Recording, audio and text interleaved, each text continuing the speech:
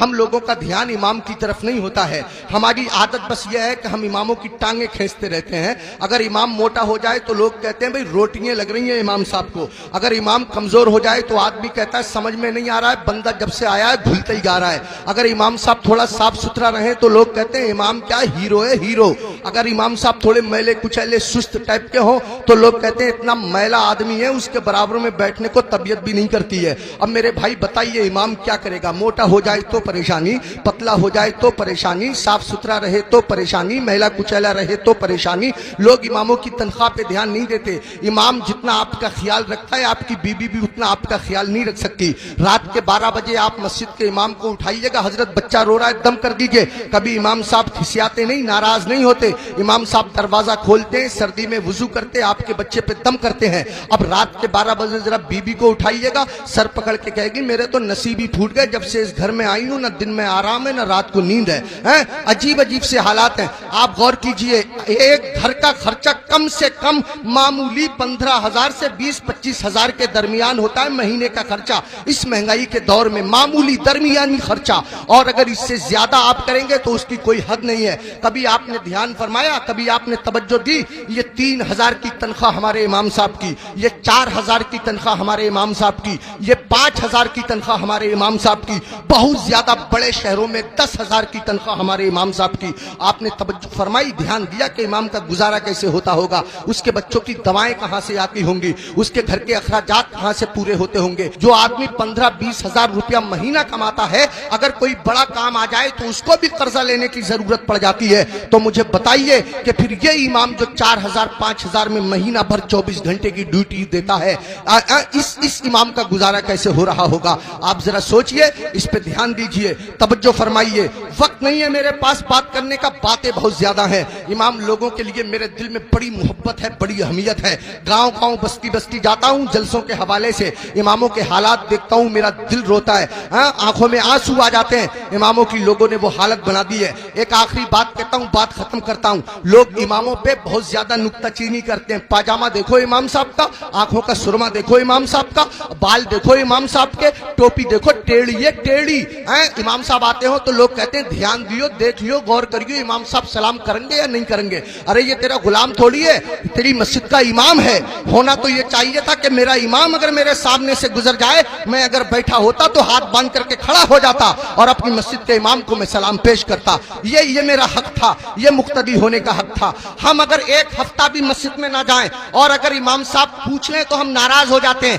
امام صاحب پوچھ لیں بھائی فجر میں نہیں آئے کہاں تھے, تو ہم ناراض ہوتے ہیں, امام نے میری بے عزتی کر دی, 4 لوگوں کے بیچ رسوا کر دیا. امام صاحب اگر ایک ٹائم نہ رہیں تو ایسے لوگ جو جمعے کی جمعے جاتے ہیں وہ ہنگامہ مچا دیتے ہیں. امام کے بچے نہیں ہیں, امام کی رشتہ داری نہیں ہے, امام کی سسرال نہیں ہے, امام کی ددیال نہیں ہے, امام کی ننیحال نہیں ہے, امام کا کون نہیں ہے, امام کے چچا بھی ہیں, امام کے تاؤ بھی ہیں, امام میرے تمہارے طرح آدمی ہے. مجھے بتاؤ, کہیں کوئی مر جائے گا تو امام کو جانا پڑے گا یا نہیں جانا پڑے گا؟ کہیں کوئی پیدا ہوگا تو امام کو جانا پڑے گا یا نہیں جانا پڑے گا؟ کہیں کسی کو تکلیف ہے, کہیں کسی کی طبیعت اچھی ہے, کہیں کسی کی خراب ہے, 1000 ذمہ داری امام کے ساتھ ہوتی ہیں. اگر 1-2 دن امام غیر حاضر رہ جائے تو لوگ بے وجہ اس کا حساب کرنے پہ تل جاتے ہیں اور پھر امام کے پیچھے ہاتھ دھو کے پڑ جاتے ہیں. ہونا یہ چاہیے 2 امام ہونے چاہیے مسجد میں, ایک امام ہونا چاہیے, ایک نائب امام ہونا چاہیے. امام صاحب اگر کام سے چلے جائیں تو نائب امام ان کا کام انجام دے سکے. اماموں کی تنخواہ بڑھاؤ. اب ایک دم تو بڑھا نہیں سکتے, میں ایک ترکیب بتاتا ہوں اور پھر حضرت مفتی صاحب کو آواز دیتا ہوں.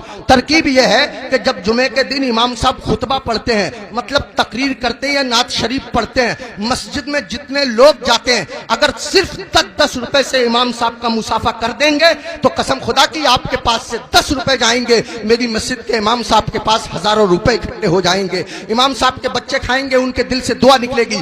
دیکھو اگر اماموں کی تنخواہ کم ہوتی ہے تو نمازیں خراب ہوتی ہیں. آپ کہیں گے کیسے؟ میں بتاتا ہوں آپ کو. امام صاحب کی تنخواہ 4,000, بیوی کی دوا چل رہی ہے 3,000 روپیہ مہینہ کی, 100 روپیہ روز اس کی بیوی کی دوا چلتی ہے. اب کتنے روپے بچے اس کے پاس؟ 1,000. اس میں گیس سلنڈر सिलेंडर भी है, उसमें तेल भी है, उसमें नमक मिर्च भी है, उसमें दाल चीनी पत्ती भी है, सब दुनिया भर के खर्चे। आप गौर कीजिए, अब इमाम साहब मस्जिद के मुसल्ले पे खड़े हैं, नियत बांधे हुए नमाज की, अब पढ़ रहे हैं सुब्हानक अल्लाहुम्मा व बिहम्दिका व तबारक अस्मुका व तआला जद्दुक व ला इलाहा गैरुक। अब सुबहाना जब खत्म हुआ तो इमाम साहब मन मन में सोच रहे हैं, यार कोई मर भी तो नहीं रहा है, 40वां हो जाता, कुछ रुपए मिलते, खर्चा चल जाता, यार किसी की शादी भी तो नहीं हो रही है, निकाह पढ़ाने के लिए मिल जाता। इमाम साहब खड़े हैं मुसल्ले पे, सोच रहे हैं, पढ़ रहे हैं 40वां, खड़े हैं मुसल्ले पे, पढ़ा रहे हैं निकाह। कसम खुदा की अगर तुम लोगों ने अपने इमाम की तनख्वाहें माकूल रखी होती तो तुम्हारा इमाम जहां होता, इमाम की नीयत भी वही होती, तुम्हारा इमाम जहां होता, इमाम का दिल भी वही होता, तुम्हारा इमाम जहां होता, इमाम का ख्याल भी वही होता। इमामों की तनख्वाहें बढ़ाओ, मिला करो, हर हफ्ते मामूल बना लो।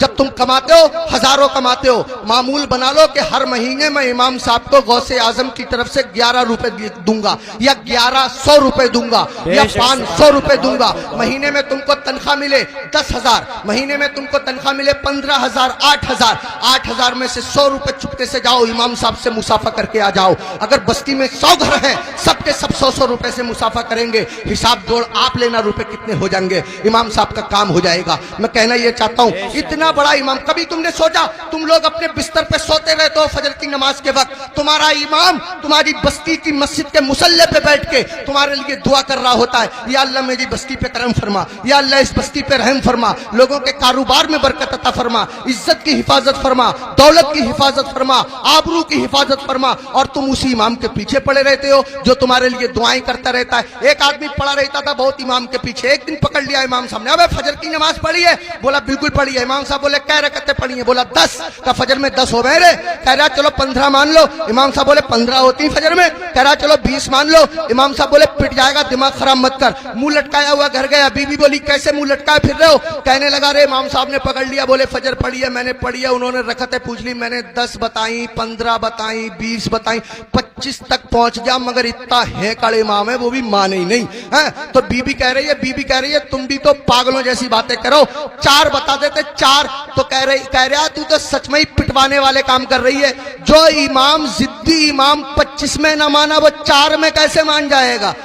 25 में माना नहीं, 4 में मान जाएगा। पिटवाने वाले काम कर रही है। इमामों के करीब आओ, इमामों का ख्याल रखो। जब खाना खाने बैठा करो इमाम को फोन कर लिया करो, हजरत खाना खाया नहीं खाया, आया नहीं आया, अगर आया तो क्या आया। अगर तुम्हारे घर कोई अच्छी चीज बना करे इमाम को पहुंचा दिया करो, इमाम का ख्याल रखा करो। बाल काटने की दुकान है, इमाम से बाल तरशवाने के पैसे मत लिया करो। कपड़े सिलने की दुकान है, इमाम के कपड़े फ्री सिल दिया करो। पूरी बस्ती का एक इमाम है, क्या नहीं हो सकता? मुश्किल काम नहीं है, मुश्किल काम नहीं है। एक इमाम के साथ अगर ये रियायत की जाए, कोशिश करो अपनी मस्जिद के इमामों को हज कराओ, उम्रे के लिए भेजो, सब मिलकर के कोशिश करो तो कोई कर रहा काम नहीं है। मैंने बहुत कीमती वक्त ले लिया, आपसे भी मैं माफी चाहता हूं और मुफ्ती साहब से भी मैं माफी चाहता हूं। मिंबर शरीफ पे बैठे हुए तमाम लोगों से मैं माफी चाहता हूं। मेरे दिल की तमन्ना थी, मेरी आरजू थी, इमामों के बड़े बुरे हालात लोगों ने बना दिए। यही वजह है हमारे 50% मौलवियों ने अपना कारोबार शुरू कर दिया, इमामतें छोड़ दी, और इमामों के साथ ऐसे ही रवैया रहा तो कसम खुदा की तुम लोगों के बच्चों को अल्लाह और रसूल का नाम सिखाने वाले लोग मिलना मुश्किल हो जाएंगे। ऐसी हालतें पैदा हो जाएंगी। इमामों की कदर करो, इन लोगों से दीन जिंदा है, इन लोगों से इस्लाम जिंदा है, इन लोगों से हमारा मजहब जिंदा है। शायरों के कदमों पे 1-1 हजार, 2-2 हजार, 20-20 हजार। हमारी जमात में ऐसे ऐसे शायर भी हैं जो 2-2 नाते पढ़ने के 1-1 लाख लेते हैं। तकरीर करने वाले लोग ऐसे भी हैं जो 2.5-2.5 लाख लेते हैं। उनको एयर कंडीशन रूम चाहिए, किसी आम आदमी के मकान में ठहरेंगे नहीं, 5 स्टार होटल उनको क़ियाम करने के लिए चाहिए। हमारी कौम सब कुछ बर्दाश्त करती है, लेकिन जब निकाह का नंबर आता है और इमाम साहब कह रहे हैं 3,000 लूंगा, तो पूछे कौन सी किताब में लिखा हुआ है भाई 3,000 ही लोगे, इससे कम नहीं लोगे? और वो 3,000 में से भी 500 रुपए ले लेते हैं मस्जिद के लिए, 1,000 रुपए मस्जिद के लिए। शरीयत का मसला ये है, निकाह पढ़ाने में जितने पैसे मिलते हैं वो सबके सब इमाम निकाह पढ़ाने वाले के होते हैं। अगर जबरन उससे मस्जिद के लिए पैसे लिए जाएंगे तो लेने वाले लोग मैदान महशर में उसका कर्जा देने के लिए तैयार रहे। इमाम के साथ वो ज्यादती जो लोग कर रहे हैं, इमाम के नाम से उगाते हैं ईद में लोग पैसे,